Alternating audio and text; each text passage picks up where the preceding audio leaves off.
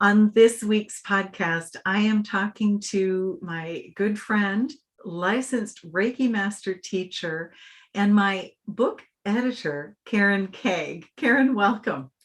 Thank you. I'm excited to be here and excited to talk about your wonderful book that's going to be forthcoming soon. Exactly. Thank you. And this begins. We're introducing with this podcast a series. I'm happy to announce that the Reiki Business Book, which is a book that I've been working on for about a year now, hasn't it been, Karen? Yeah, I think so. Yeah. I'm happy to announce that it's coming together. I just have a couple more things to write, and the first draft will be ready. And we'll be ready to move into the next stages of publishing. And so for the next 10 weeks, we're going to be bringing you chapter by chapter through the Reiki Business Book, just to help you get more acquainted with it and more familiar with if it would help you or if it would be up your alley. One of the things about this book, though, is that it's not just for people who want to create a traditional style Reiki business. And that's what we want to talk with you about today. It's really for anyone who wants to incorporate or weave Reiki into their life. Wouldn't you say, Karen? Yeah, absolutely. And that's why I think it's going to be really helpful to people. Yeah, thank you. Before we begin, I'd just like to let people know that we have a series of classes coming up in an Australian-friendly time zone, which means that they are evenings in North America and mornings in Australia. And each class has a day added because they're a little bit shorter days. And so in March, I'd love to have you join me for licensed classes of level 1 and 2 Reiki Masters or Animal Reiki level 1 and 2. And in May, I will be teaching my first ever hybrid classes. I know some of you have been missing coming here to the farm. And so I will be teaching a combination of online and in-person classes in May. And so if those speak to you, I'd love to have you join us. I also want to invite you to join our free monthly, or it's by donation, online Reiki share. And if you don't, and I'll put a link to that in the write-up of this podcast. And if you don't already get our newsletter, I've got a link to the newsletter there. I'd love to have you join us for that as well. Karen, what have you got coming up that you'd like people to know?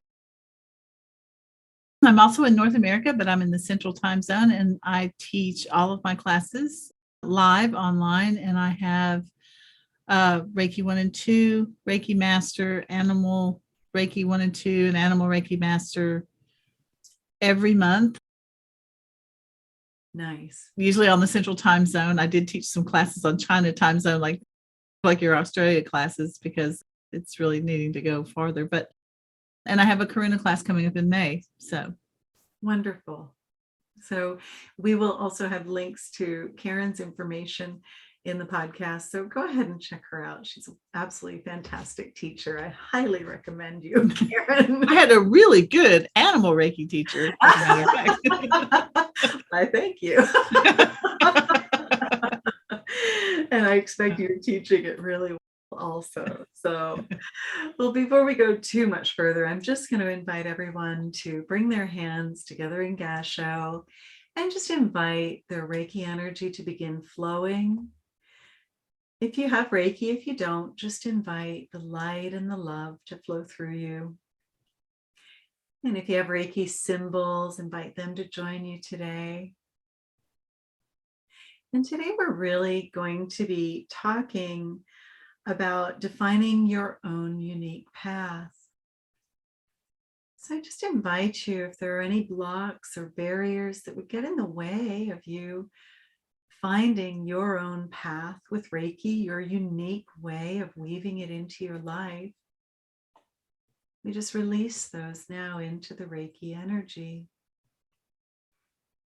And if you're not sure what your unique path with Reiki looks like, or what direction it leads in, if this is confusing to you, or we just invite the confusion to release, and we invite your path to line up so that you might easily follow it. We imbue the path with Reiki energy, and we ask for Reiki to guide us and heal us so that we might be of greater service to ourselves and to others. And in doing so, that it leads us to our own unique path. And we are so grateful for the gift of Reiki, and so grateful to be here together today. One family, one tribe. Listening to Reiki and listening to your own inner voice, ready to step forward with your gifts and talents, and to share the beauty and the love that is Reiki with the world. And just for today, Karen and I are thankful for you, for your big heart, and for the love and the light that you are in the world. Homatakweoasin. Namaste and Amen. Thank you. Karen, you've been with me through this process of this book, and just to give people a little bit of an idea of the origin story of this book really originated because of COVID.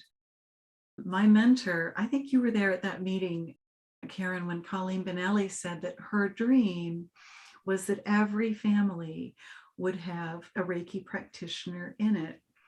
And I remember being a little bit cynical at the time and saying, oh, that's a bit far-fetched. I don't think every family will be open to Reiki, or I think that's a bit much. But then I revised my opinion. I was actually teaching Reiki in London, England, when COVID happened, or the restrictions came into place and borders began closing and flights shut down. And I finished teaching my Reiki class. In the end, I only taught my host because, of course, when I went over to England, people weren't as concerned, but then it escalated very quickly. And so most of the students who were coming for the class decided that they shouldn't come, and I agreed with them. And so I wound up just teaching the class to the person who was hosting it anyway. And then instead of staying for a holiday with my husband as I had intended, my husband didn't join me in England, and I headed home. But as I was in Heathrow Airport, and there was just chaos around me, and people were very upset and worried, my students were sending me Reiki. I had sent a note to my private Reiki group of all my Reiki students and said, hey guys, I'll be coming home tomorrow. In the middle of all this, do you mind sending Reiki? And I could feel the Reiki energy flowing through and around me, my own and theirs, and all of the wonderful wishes. But I was looking at and feeling also the fear and chaos in the world, because people just didn't know what to think about COVID. And I really got a very strong spiritual nudge at that time. And the Reiki energy made me notice how I was an oasis of calm and amidst the pandemonium, and that every family did need a Reiki practitioner. I recognized that, and I felt a little bit overwhelmed initially. I thought, I can't teach that many people, all of those people. How am I ever going to reach all of those people? And the energy pointed out that I am uniquely qualified to teach the teachers, because I am a licensed Reiki master teacher like Karen, and we've done an additional 1,000+ hours of training on top of being a Reiki master and a teacher. And we've both taught for several years. I've taught Reiki since 2011. When did you begin teaching, Karen? Probably. I didn't start teaching until 2013. Okay. 2 years after. We've been teaching for quite a while. And so the energy pointed out that with the experience and with a position of leadership, that the additional training in the ICRT licensed teacher program gave me, and the fact that I have a master's in business administration and was a successful businesswoman before starting my Reiki career, that I was uniquely positioned to teach people. And I thought about it and realized that even though I did have an MBA and a lot of business background, it was still difficult for me to bring business into Reiki. How about you, Karen? What did you notice about? I didn't know anything about business. I didn't know a thing. and I, Pam, as you were talking, I don't think it ever really entered my mind. I had been teaching college English at that point in 2013 for almost 25 years. And I knew I wanted to teach. So I was like, and I don't know what I thought. Oh, I'll just teach. I don't know how I thought people were going to find me to teach. But yeah, the business part didn't. That's why Reiki brought me to you. Because no, I had no clue whatsoever about business at all. So people who start out don't, do they?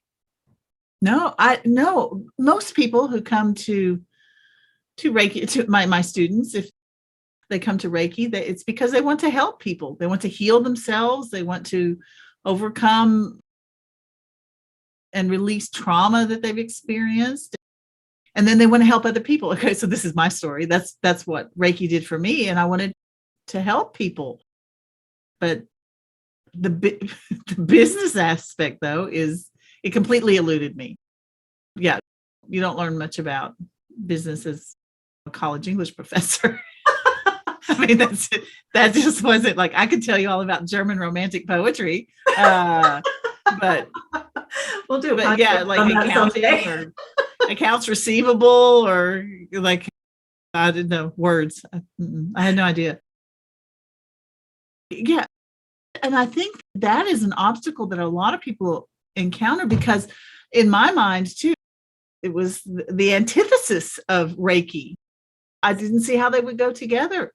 Reiki is about love and healing, and business is about taking advantage profit and loss and balance sheets. And yeah, I mean, those two things just don't go together in most people's mind. It didn't in mine. And I know, even though I was a business person, it didn't go together in mine either, Karen. And that's what the energy pointed out. And I went, you're completely right. And anyway, how can you spread it? How can you get a Reiki practitioner in every home if it's not a business?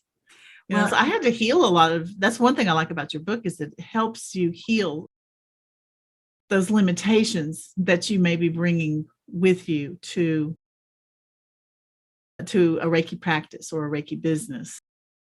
Those feelings of the money issues. Mm-hmm. Lots of money issues. There's just so much to work through. So one thing I like about your book is that it's not just practical business practices, best practices for business, and that, which is a big part of it, but it also addresses the things that hold people back from being successful business people, or to even be able to say, I am a successful businesswoman, without feeling like there's something wrong with that, like that hello, I'm a representative of corporate greed. Nice to meet you. I'm still trying to work past that. So your book is, it does both of those things. And I'm not aware of any other book.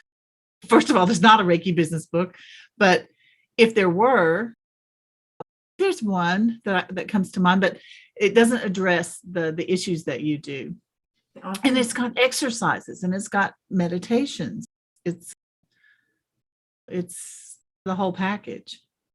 Thank you so much. That was more than what you asked. I'm sorry. What was the original question? You know, what you said, Karen, I'm going to go back to, because the reason I address those in the book is because I had them too. I really struggled with, how can I do something so spiritual and put it together with business practices? As a matter of fact, I'll tell a little story here. There's something called shadow self work that we used to do when we learned and taught Karuna Reiki. In the first Karuna Reiki class that I had, my shadow self work, you bring a person that kind of irks you or irritates you, or a situation. And at that point, I had healed so many things. And the only person or individual that I could think of that irked me was one of my very talented horses, who was wasting her talent. She refused to take riding lessons. She refused to work with anybody except an expert rider. She wasn't paying for her hay. And she was my most beautiful and talented horse. And it irked me that she was wasting her talents and abilities. And in the shadow self work, you look at what in you resonates with that. And what resonated with me, actually, as an animal communicator, I had a conversation with her, and she said, listen, you do Reiki with horses, you do all of this beautiful horse work and animal communicating and energy work, and it's important. And you playing small is not getting that work out into the world. And then she went on to point out that I have an MBA with a strong background in marketing, and my website had said under construction at that point. This was in 2013, for over 2 years. And she pointed out that you pretty much had to be standing right next to me to find out when I was offering a class or a clinic. that I was doing no marketing, I was doing no business, and I knew how to do it. And so she basically showed me that I was wasting gifts and talents, and I was preventing people from learning Reiki with my own insecurities. And so she was actually my first step to beginning to heal that. And one of the things that showed up for me as I worked through that healing was an understanding that Reiki has always been shared as a business. If you go back to Yusui Sensei, the founder of Reiki, when he came down from Mount Kurama, what did he do? He started a gakai, a school, a business. He allowed people to work with him and to compensate him. He began teaching classes, this sort of thing. How did Dr. Hayashi share Reiki? He did it with a business, and also so did Mrs. Takata. So really, business principles and businesses have been the most effective and the traditional way of sharing Reiki. So isn't it funny that we all have that is so common? I think, I don't know if everybody, but yeah, to have that discomfort in business. The energy basically, when I was still in England, showed me that look at how long it took you to work through that, and you already knew what you were doing. Imagine people who don't have your training, what an obstacle it might be for them to start a business. And so I realized that I needed to come home, and I came home and I created a course called the Reiki Master Mentor course. And it immediately filled. Like, I think I put the word out, and within 2 days, the course was full. And we learned to teach online. So I taught the course online. I had people from, 5 continents in those classes, which was just lovely. And in those classes, I began to teach and help break down the barriers for people. The classes were very guided, but in the very first class, I said, And I was very clear that I was to do that for 18 months. So I did the Reiki Master Mentor sessions for 18 months. I did, I think, 20 sessions with people in 6-month increments. And then it was done, and it was time to focus on the book.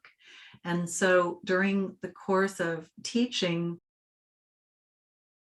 70 or 80 people how to release their barrier, finding out what was slowing people down, what was difficult for people, and just using the guidance of Reiki to lead it, it formed the basis of the course and then the basis of the book. I'm really excited because I'm hopeful that toward the end of these podcasts, as we go chapter by chapter, it is my hope that I will have a release date for you. I don't have it yet. It's still a little bit early in the process, but it is my hope that I'll have a release date for you. And it is my hope that we can release the book to all of you this spring so that it can help you. Now, Karen, in addition to being my dear friend, is an English professor and has been for years, as she mentioned, and she graciously agreed to be my editor. Karen, I love working with you as my editor. You've got to be the best editor ever. You do such a wonderful job, and you don't mind that it's sporadic when I can get things to you. And when I have a deadline of sorts, you stay up and work on it for me. You're amazing. That's how the energy works. I know. I understand how writing works as well. I've really appreciated you, and you've read through all of my poor writing, and you've made it sound a lot better on the other end. No, you're a great writer. I wouldn't have agreed to do it for someone who wasn't a good writer already. Oh, thank you. You know, what do you feel? What do you think about the book? And so far, what you've read through all but the last 2 chapters, which I'm still working on. What is your impression of it? So the overall, I know I'm supposed to talk about chapter 1, but I like how it develops. And chapter 1 starts with the very basics, which is what I was alluding to at the beginning, is you have to get very clear about why you want to do the business and what your business might look like. And so it starts with the very foundation. So it begins at the beginning, as it should, not just jumping in. It goes deep. It starts deep within the practitioner who is thinking about, should I do this? What would it look like? What are my special gifts? How would my Reiki business look different from other people's Reiki business? It really goes into all chapter 1 goes into that depth. And then you move into more of the practical things, how, like where to set it up, what kind of a business should it be, how to attract clients, how to attract students, so there's a lot of how to in it, but I love that chapter 1, that I get to talk about chapter 1 because it really goes deep. And some things that your listeners might, not to give too much of the book away, but I really like that it asks you to contemplate like why do you want to do this? And it gives you different ideas. Since I've been teaching Reiki, a lot of times people are like, no, I just want to learn this for myself. I'm trying to heal, or I want to learn Reiki so I can help my autistic child calm down and go to sleep at night. I want to, learn Reiki for personal reasons. But then people begin to teach. You say you get that nudge. Yeah. And then after they're teaching, they realize a smaller version, perhaps, of I can reach more people if I teach teachers. That's where it really begins to become a business there. But for some people, it's I have healed myself. I feel so much better. I would like to share this with other people. And so then they start thinking of a practitioner, type of business. But that's not the only way you can have a Reiki business. You talk about how you have the attorney, yes, the lawyer. Mm-hmm. that incorporates the Reiki. Her Reiki business is also part of her law practice. Yeah. And I have, that's something that a lot of people don't think about. I have students that incorporate their Reiki business in with the business that they already have. They don't have to necessarily quit, what they're doing. I guess I was using Reiki even as a teacher, as a college English teacher, because students would be in my office. They need guidance. They need help. Usually it would start with, I can't get this essay written. Oh my gosh. And then I would end up helping them with Reiki if they're open to it, helping them get to the why are you having a complete meltdown? It's not due for 2 weeks. So, I started incorporate that really was the Reiki business. It wasn't paying me yet. I was still depending on my teacher salary, but a lot of people begin to branch out that way and by incorporating it. And then I started, honestly, then I just quit after my mom died and my son graduated from high school. I just quit. And my friend said, "Are you crazy?" And I said, "Yeah, you just now noticing." But I took that leap, but I still had all of that baggage. I really wasn't ready for that. Like, okay, now I'm going to have a business. What does that look like?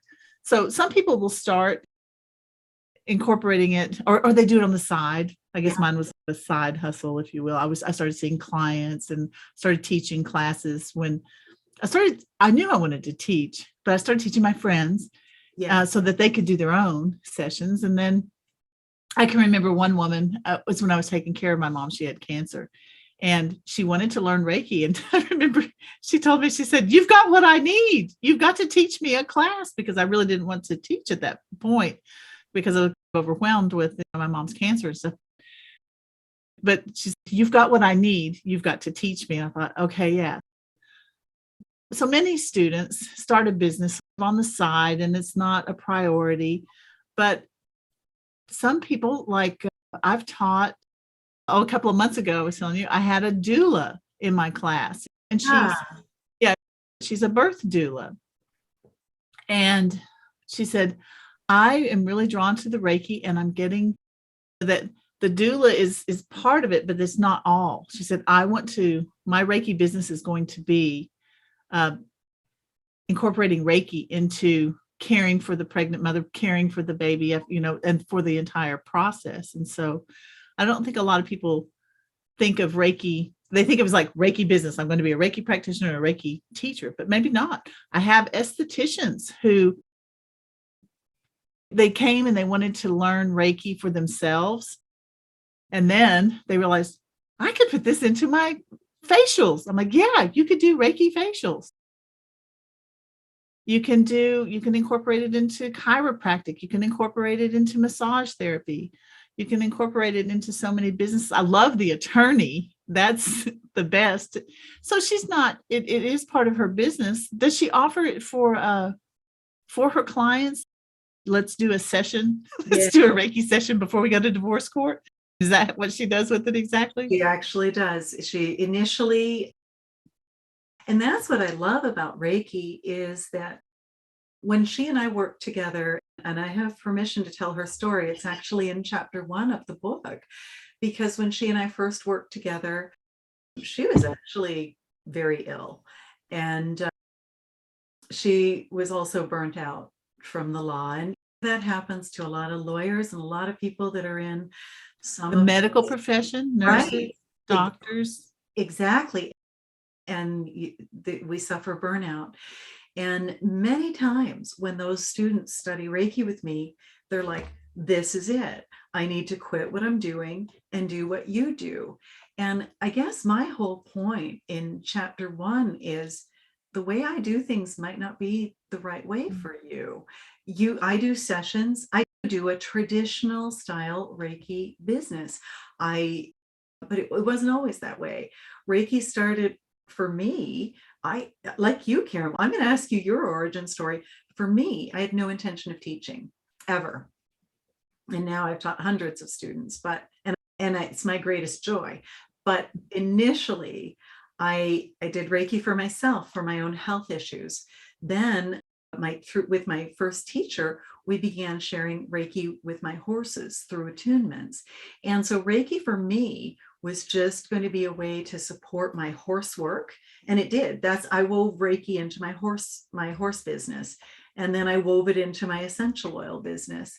And that's what it did. And I literally had a conversation. I did my Reiki Masters in England with William Rand.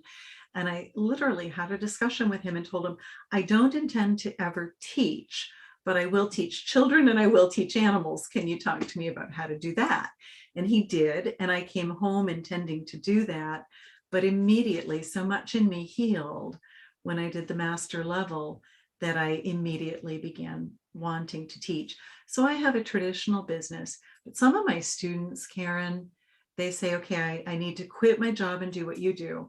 And I often counsel them, let's wait, because there's a reason you got into law in the first place, or that you got into medicine in the first place, or that you got into horses in the first place, or massage therapy, or there's a reason you became what you became. You probably are an English teacher. You probably have a passion for it. So rather than encouraging my students to do that, I invite them to look, you're probably stressed and burnt out. That's usually when people find us for our classes. Yeah. Let's work on the stress and burnout. And that's what I did with Amanda. Let's work on the stress and burnout. And then, because she was saying, the trouble is, how can I'm used to charging $300 an hour. How can I go to half of that or less than half to do Reiki? I've got all this education. And I said, look, there's a reason you got into this. So let's heal the burnout. Let's heal the exhaustion, and let's see what it looks like. What they began doing was, at first, she actually paid for the lawyers that worked for her and the secretary and staff to take their Reiki classes with me. So they had an office full of Reiki level 1 and 2 practitioners. And they would do things like Reiki the files before, and then they would work out better. The accountant began Reikiing the receivables, and people started paying them that they never thought they were going to receive, were in arrears, and that they never ever thought they were going to. And my client is a divorce lawyer. And so it just worked so well when they incorporated Reiki into what they did, and my client became a Reiki master. Some of her support staff and lawyers and became Reiki masters. And at one point, my client realized that if they could use Reiki to support the divorce process for their clients, and even within mediation, that they were hoping that Reiki could support them so that things could be worked out in mediation without having to go to court. And they are just having phenomenal results. And so eventually my client hired a full-time Reiki practitioner. And so as a part of your service, when you book with them, and they also have a criminal lawyer and environmental law, and when people book with them, they receive a complimentary Reiki session to assist them in getting the parameters set to and to just help it all flow smoothly. And they are just having absolutely phenomenal results. You wouldn't think of that. I have a Reiki artist. I have a woman that did the Reiki mentoring course and realized she wanted to be an artist. I had a woman who came through all the Reiki mentoring, all 3 sessions. Some people did 1, some people did 2, some people did all 3. And she really only wants to teach her family. But part of going through this is just learning, okay, how do I talk to people about Reiki? And so I guess I made a section in it about how to weave Reiki into what you're already doing. Right. And because your practice does not have to look like mine, it does not have to be sessions. And now later in the book, I do talk about how to do sessions and how to do classes, because that might be part of your practice. But if it's not, the other sections of the book still can support you in bringing Reiki maybe into what you're doing already. Karen, what's your origin story? Like you said, I guess you said you wanted to teach. And so it sounds, how did you get into it in the first place? You probably did not expect to be a licensed Reiki master teacher. No. No, in fact, I remember I also took William's class in England, and I remember because he talked about the licensed teacher program, but he didn't say at that point that they weren't accepting new applications because they didn't have enough mentors. I didn't know that, but I was so excited, and I thought, oh, this is what I want to teach. This is what I want to do. And I remember going up to him after class, and I said, I really want to apply for your licensed teacher program. So I'm going to go back, and I had to go back and take Reiki 1 and 2 again because my first teacher wasn't licensed. I had to do the same thing. Yeah. And he looked at me and he said, oh, you know how he talks. He said, oh, we're not taking new applications now. And I thought, oh, he hates me. Or, I thought, because even though I had been through the Reiki master level, that I really had just started. I'd only just begun to heal all of the stuff, the insecurity and the self-esteem and blah, blah, blah, blah, blah. And impossible. So I thought, oh, maybe I won't, maybe that's not my path, but I knew that I wanted to, I love to teach. And I only became an English teacher because my mother wanted me, I love to write, honestly. And the thing is, when you start teaching other people to write, you don't have time to write yourself. And you end up, that's why I said, I love reading your work because I knew you could write because I'd read your articles. It's like, oh, she's good. God love these little college freshmen. They are not on the same level. And after 30 years of that, what's wrong with you? Well, that's what's wrong with me, trying to struggle through that. So I love teaching. I love connecting with people, but that wasn't necessarily what I wanted to teach. And then when I found Reiki, I thought, oh, this is what I want to do, because the most meaningful part of my teaching career was that connecting with the students and helping them find their voice. So it would be, because writing is very healing. Yes. That kind of writing, of like digging down and finding your voice, finding what do you really think? What do you feel? Not what's your opinion about this? Not all those people who live in your head, your mother, society, all of that. So I always enjoyed that part. And now, of course, with the Holy Fire, that's what it's all about. It's about reconnecting to your authentic self before that culturally created self is layered on top. Was it William Wordsworth says, like, oh, the walls of the prison house, begin to close in on you as you grow up. So I knew I wanted to teach, but as I said, I didn't have any clue about how to do the business, and it's funny that part of my Reiki business, it has turned into teaching people how to do social media, because that was where I ended up.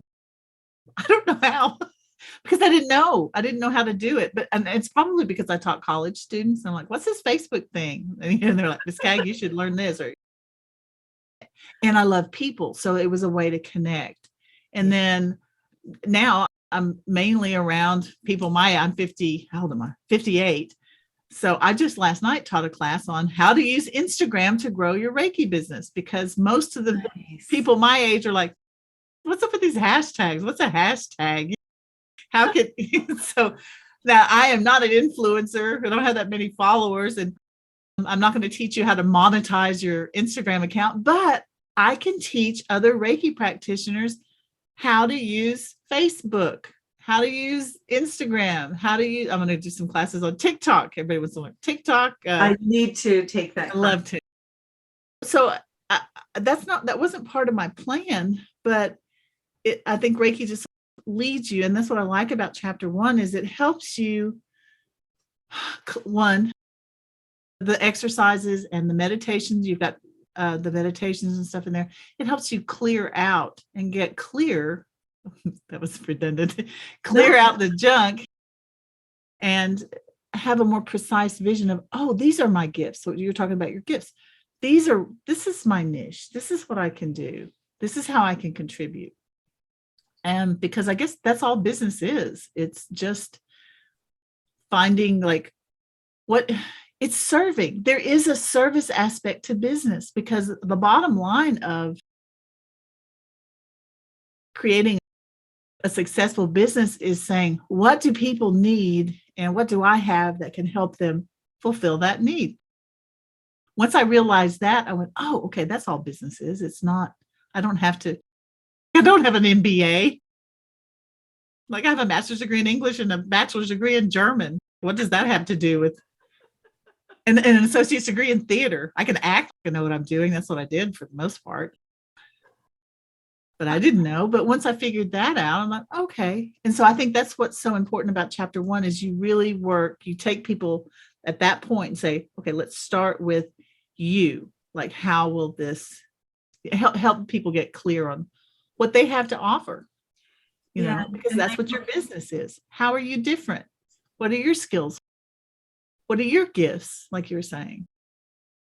Thank you. I love that part, that aspect of chapter 1. Now, it was clear from the beginning that everyone is going to have a unique take on it. We have friends who do Reiki together with past life regression and neuro-linguistic programming and all kinds of things. And so it's just getting clear on what it is for you. And I did put a section about weaving Reiki into what you're already doing. Yes. And you put the section also about using Reiki to guide you. You give that guidance on, because even though you're a Reiki practitioner, like I said, you have trouble putting that together. So how do I use Reiki to help me with business? And you spell it out in chapter 1, send Reiki to it. Mm-hmm. And not just like you have a problem, oh, send Reiki to it. You really lay it out. This is how you add, this is what you ask for. I think it's the questions, the questions you raise in chapter 1 are what are so beneficial, because asking the right question is more important than having an answer. You've got to be asking the right questions. And that's what chapter 1 does, is it asks the right question.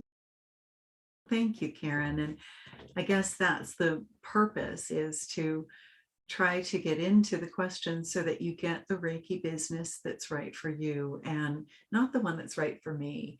And they may look very different. And I think, like you said, so many of us fall in love with Reiki and then want to share it. There's so many ways to share it. As I mentioned, I have an artist who just weaves Reiki into her art. And there's just so many ways that it can be done.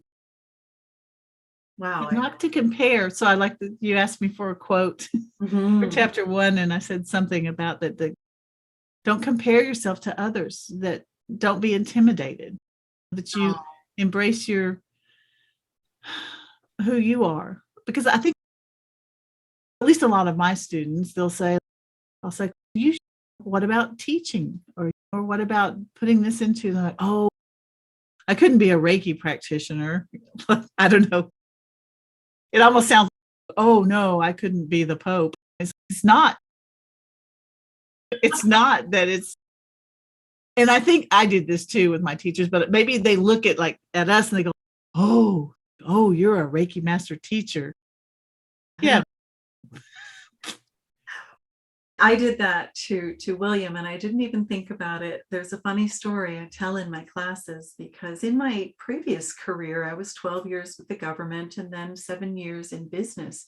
And in my time with both government and business, I met a lot of bigwigs. I met presidents and prime ministers and premiers and kings and princes and dictators, and not one of those people intimidated me. But meeting William Rand, I mispronounced my own name 3 times. I told him I was Pam Allen-LeBlanc, and then I told him I was Pam Allen-LeBlanc, and then finally I kept saying it's not right. I'm actually Pam Allen-LeBlanc, and I blurted out, like, I'm sorry, Mr. Rand, I don't know why I did that. And he goes, it's William. I don't know why I did that, but I'm just so nervous to be here. And I was so nervous to be in my master class. And he said, why are you nervous? And I didn't even think, I just blurted out with what I call my pathological honesty that so many of us empaths have. I just blurted out, because Reiki masters are wonderful and amazing people, and I'm not, I'm just me. And I really meant that. And I wasn't a practitioner at that point. My horses did Reiki on people, but I didn't. I incorporated it into my life and with my horses, but I really wasn't confident enough to teach. But, Reiki heals that. And so I really hoped to bring people into the thought that your path might not look like classes and sessions. And that's okay. Here's how you can still allow Reiki to lead the way and lead you into, if it's meant to be a Reiki law practice or Reiki art or Reiki, whatever you're doing now, maybe Reiki is meant to be woven into it. Maybe you are meant to quit and do Reiki, but let Reiki lead. And I'll actually include a link to an article I wrote about letting Reiki lead the way for anybody who's interested. And we're going to walk you through some exercises to just help you figure out in this podcast what direction you might be going in with Reiki and what your life purpose is with Reiki, because it may look very different. So with that in mind, I realized that one of the things you said, Karen, made me think, because writing is cathartic. Writing heals the same way Reiki heals. And writing with Reiki heals a lot. And one of the things I needed to heal was that divisions that still showed up within me as I started writing. I needed to heal the division between Reiki and business, because I knew that it wasn't serving anybody. And that if I was to serve the world and serve the Reiki practitioners out there in the way that my nudge showed, I had to heal the division within me. And so it became really interesting to write and to continue to heal that division. And I think that's where I want to help other people do that. One of the things they say, and when you're writing, is they say, write the book you wanted to read, write the book you would have wanted to read. And so that's exactly how I tried to approach this. Was I wanted to write the book that I really would have appreciated having when I first started, that would have saved me a lot of steps and maybe a little bit of heartache too. Yeah. So that's what I attempted to do. And so I actually think that although the book will be very useful for somebody who knows, yes, I want to start a Reiki business, that the book they'll just go through chapter by chapter. I think it will really help. I hope it will really help set them up. And I've put in some of my own ideas, some of my mentors' ideas, some of the ideas from the other licensed teachers who have been so generous to share. But I also hope the book is for somebody who's just kicking the tires and thinking, I'd like to do Reiki, but I don't know what that looks like. And I really don't want to do classes or sessions. I'd like to think that it's helpful for them too. What do you think? And Yes, it is. And that's the whole purpose, I think, of chapter 1, or not the whole purpose, but that's a big part of the purpose of chapter 1. And I like the way the book is written. Now I've jumped off on a tangent, that you could pick the book up and you could just flip to the chapter that you don't have to read. It's not like math, where you have to understand algebra 1 before you can move on to algebra 2. You can use the book the way you want to, but I really like that a big part of chapter 1 is working through those issues and helping to define, like, what does a Reiki business look like for you? Or what could it be? Because I know that there are people out there going, because they're like, oh, I wish I could be a Reiki practitioner. I wish I could have a Reiki business, but probably I can't. Yeah. But I think I'll just get this book just in case. And then they start, and so chapter 1 would take them through, I think, from the wish to, like, I could do this. So that's what I like about chapter 1, especially. Thank you. That's my hope. And my hope is that so many of us say, oh, I can't be a Reiki practitioner, I don't have a space. There's a lot of ways around that. Exactly. Try to bring those together. Or I'd like to be a Reiki practitioner or a teacher, but I'm really shy, painfully shy. And I know that it isn't apparent anymore, but very shy. But Reiki really helped heal that, because I felt so strongly about how important it was. Reiki did so much for me. I just really began when I healed the belief that I wouldn't teach, that I couldn't teach. I really wanted to just share it with others. Did you find that? Yes. And as you were just talking, I thought, why would, if Reiki has helped you heal through so much stuff, why wouldn't it help you with the business? Because your healing is an ongoing process, and growing is an ongoing process. And so another thing that I think comes through in chapter 1 is that let Reiki help you, let Reiki guide. Here's some things to do. And so you can end up with the thought of, it's helped me along this far. Why wouldn't it help me develop a business where I can share it some more with other people? So that's right. And even if you don't want to do a business, you maybe want to do my student who just wants to teach her family. There are aspects of the book that can help with that, I believe, too. So you were guided to create a Reiki mentoring session at the same time as I was. You and I and Joan Mote all got the same, we all started Reiki Master Mentor. And I think that we each focus on a little bit different stuff because we're different people. Our journey has been different. And I think Reiki helps draw. See, what kind of people do I get? The ones who have self-esteem issues and abundance issues, and because my story will teach them. And your story has been a little bit different.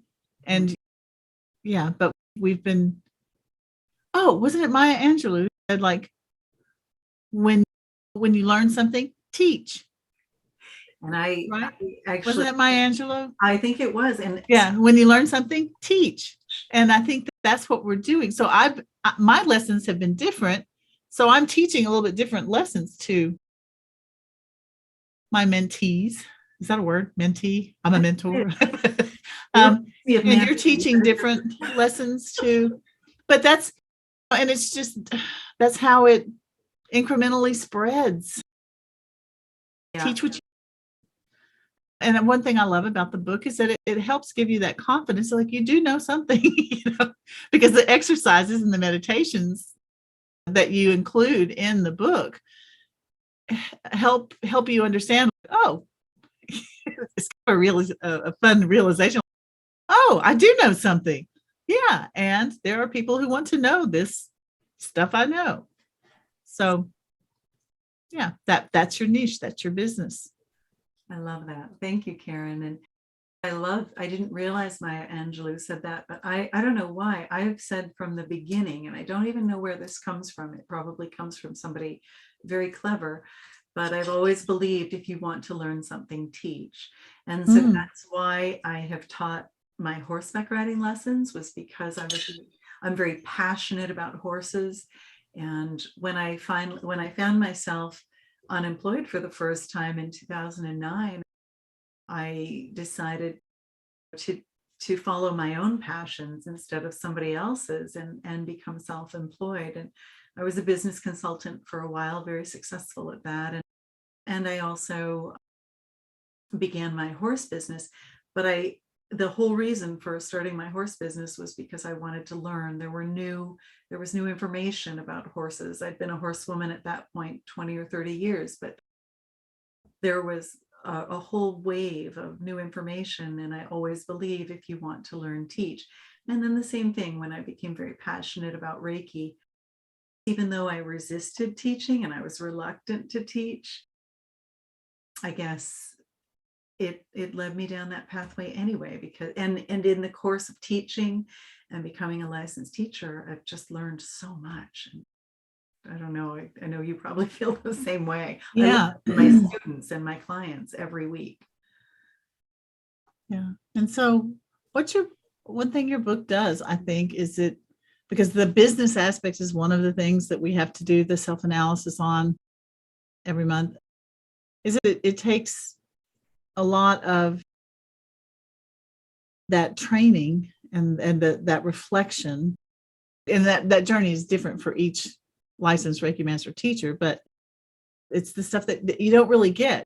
In Reiki 1 and 2, we talk a little bit about how to do a business. And in Reiki Master, we talk more about like how to teach, what that might look like for you as a business. But all the other stuff, like I wrote an article on networking because I didn't know how to. Can we include that in the podcast? Sure, absolutely. Great. And that's one where it's like, it wasn't learned. It was partly, now I've learned something, let me teach you what I've learned. But another reason to do it was because, like what you're saying, the best way to learn it better is to try to teach it to somebody else. Because I had no idea. Chamber, that was like totally out of my comfort zone. Go to chamber, meet business people, mingle. And I'm an extrovert, but yeah. And what's an elevator speech? What? I had no idea. But I learned something. And here's the other thing, and this is Reiki, I think, at work, but when you take that step, you take that first step. Now, is that Goethe? No, I've lost all my literary references, but he says, like, when you take that first step, that the entire universe conspires to help you. But when I started going to networking events, and people helped me. They'd say, here, come here, let me introduce you to somebody let me introduce you to a therapist, because I bet she might like to refer some clients to you, or let me introduce you to this chiropractor over here. And then they taught me how to listen for, oh, my car is like making a funny noise. And I'll be like, hey, I know the perfect car clinic. I mean, I didn't know how to do that. So there was a point in there somewhere, learning to teach. Yeah. So I wrote that article because I thought, I'll bet, talking with my students, I bet other Reiki practitioners don't know how to do this either, because this is not what we're trained to do. You're absolutely right. As far as social media goes, I've followed you. And social media. Yeah. You have shown us how to. I'm not a graphic designer and I'm not an influencer, but by golly, I figured out how to get my face out there. Mm-hmm. Because I figured out that, I can't give Reiki to anybody if they don't know I do it. So, yeah. Like my website that said under construction. Exactly, under construction. And I thought that's free marketing, attraction marketing. I've since learned it's called attraction marketing, and Well, and it's just, I think that when we can get over some of those hangups and stuff, and we'll be talking about that in chapter 2 when in I don't know if it's chapter 2 or 3 when we talk. I think it's chapter 3 maybe, when we talk about releasing obstacles. Chapter 2 is more, now you've figured out what direction you're going in, let's define it and define your business a little bit more. And so we'll be talking with you about that next week, if all things come together the way that I'm hoping. But in the meantime, Karen, is there anything, I was just thinking we might lead our listeners through a little bit of a meditation of how to figure out their direction. That's a great idea. Yeah. Is there anything else though that you'd like to leave people with? Thank you so much for your opinions and impressions, and also for just being the best editor in the world. Thanks for being a good writer. Because I thought my editing days are over. I'm like, no, but I've learned so much from your book as well. So it's helped me, and I thank you for birthing this into the world. It's a process. Thank you. It is a process. It's a labor of love. Like birth. It takes at least 9 months. It's more of an elephant birth, maybe. I think it's taken. I'm a book doula. You are a book doula. That part. I love that. Thank you. Listen, for anyone who's still with us at this point, we'd love to lead you through just figuring out what your passions are and how Reiki will weave into your life. One of the ways of knowing what your life purpose is that it brings you joy.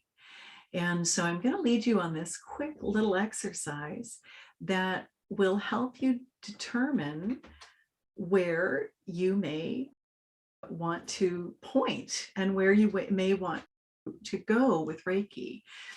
Next week, we'll look to define that a little bit more. And there are more exercises in the book and so on that can take this a little further, but we'd love you to take the first step and just notice what your Reiki practice might look like, because it might not look like Karen's or like mine. It will be very unique to you. And so I don't know how, I still am working on the title. It is the Reiki Business Book, but I'm working on the subtitle because it is meant to help people create a Reiki business and grow an existing business for success and impact. But it's also meant to help you figure out what the business would look like, what gifts and talents you'll use. Will you marry it with other things? And that's another thing. You can bring Reiki together with so many other professions. So what will it look like to you? And that's what we'd like to lead you through today. So for this exercise, and you can hit pause if you need to, but I'm just going to invite you to get a pen and a piece of paper. And in this exercise, I'm just going to invite you to make a note after the exercise is done, your homework assignment is to make a list of things that bring you joy. That might be a long list. And if you can't think of anything, you can take your time with this one. Just thinking about anything that gives you joy, that brings you joy. You can go back. If you're really stuck, you can go back to what brought you joy when you were a child. And if you're still draw a blank, just imagine what could bring you joy. That's a homework assignment that I'd like to give you to do after we are done today. And I'll lead you in the exercise right after this. But I will tell you, when I went to teach this in my Reiki mentoring group, some people realized that they were so divorced from joy that they couldn't even think about what gave them joy. And it caused them to really sit down and think. And some people did have to go back to, okay, what gave me joy when I was a child? Now, you might be like me. I had such a long list. It took 2 pages of things that give me joy. Karen brings me joy. The dogs, the horses, snowshoeing, skiing, riding horses, camping in the woods, walking in nature. I had a really long list of getting a massage, getting my hair done, getting a facial, all of these things. And so you might have a really long list of things that bring you joy, or you might have a short one. But the purpose is to start that list and just keep track of it, because the things that bring you joy are part of your life path or your life purpose. And that's one of the ways to know that you are on your life path. And now the exercise that I would like us to do together, and you can revisit this exercise again after you've written the things that give you joy, but I'd like you to even think about, you can write a few things that bring you joy now, maybe some things that come to the top of your mind. But there's a couple of lists that I'd like you to make. Now, these next lists, I'd like you to make them quickly without giving them much thought. So if you decide to do this after our podcast today, I'm going to invite you to set a timer for 3 minutes and really put the pressure on yourself. You can take your time with the joy list, but these lists are meant to be written quickly so that they really come from the core of your being. Okay, so the first thing I'd like you to do is take 3 minutes, and I'm going to time us, and list at least 5 things that you feel passionately about. If there's more than 5, that's okay. Actually, we may take a little less. We'll take a minute and a half today. And I'm just going to invite you to write down 5 things that you're passionate about. You might be done ahead of time. That's okay.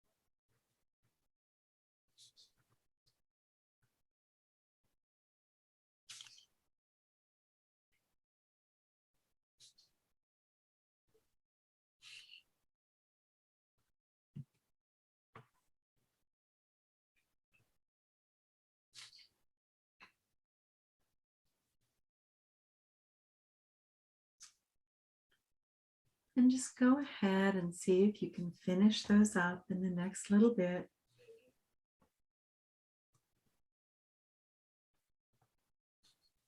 And it's okay if they're not perfect. It's okay if they're rushed a little bit, if you just have a rough idea. Next thing, the next list I'd like you to make is a list of 5 things that you've accomplished in your life that you're proud of. And once again, if there's more than 5, it's okay. We're going to take about 90 seconds and just think through. Maybe we'll do 2 minutes for this one. 5 things that you've accomplished that you're proud of.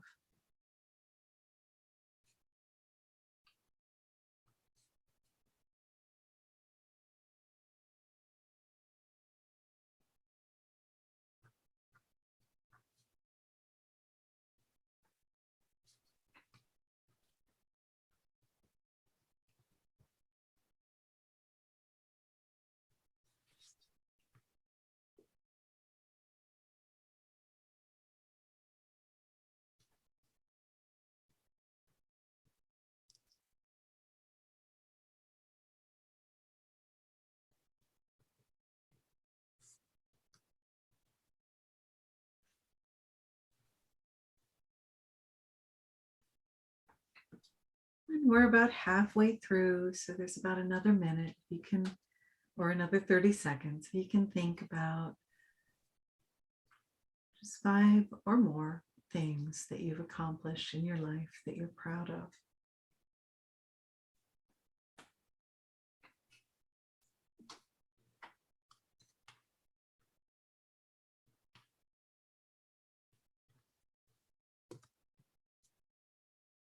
And I'm just going to ask you to wrap that up in the next few seconds.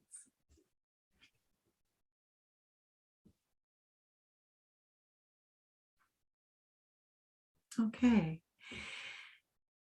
And now those 2 things that are there are most likely connected to your life purpose. Now, guys, in the next exercise, we're only going to take 30 seconds for the next exercise. It's really tapping into what's really important to us. And so without giving it very much thought at all, I would like you to circle one thing in the top category and one thing in the bottom that are the most important to you. And I'm just going to give you 30 seconds for that one. So don't give it too much thought, just the first thing, the one thing that's the most important in each of those 2 categories.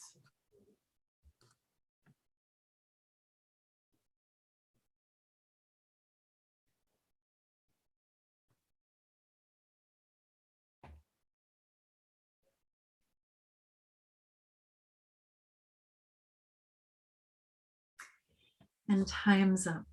So the reason that we do this quickly is that it really helps us get to the heart and the core of what's important to you.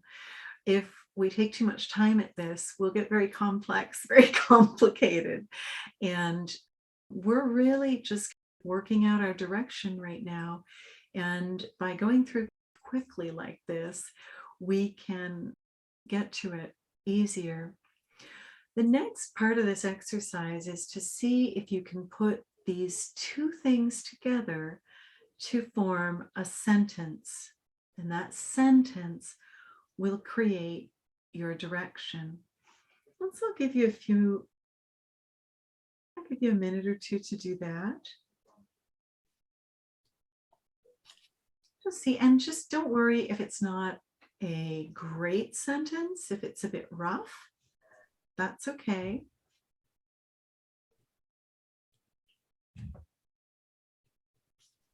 We'll take about a minute to do that.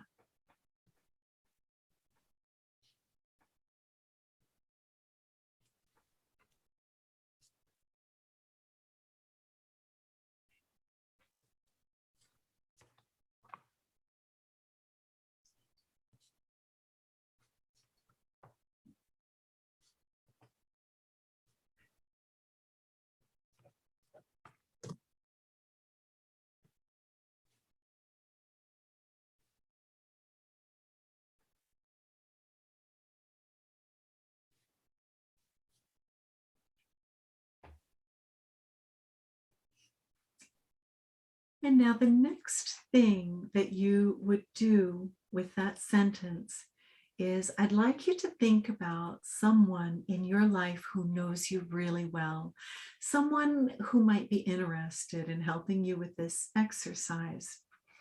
And I'd like you to share this sentence with them and ask them if it sounds like you, and ask them if they would have anything to add, and then ask them what they think and how they would describe your gifts and talents in regards to this direction. Now, again, we're still very loose on this.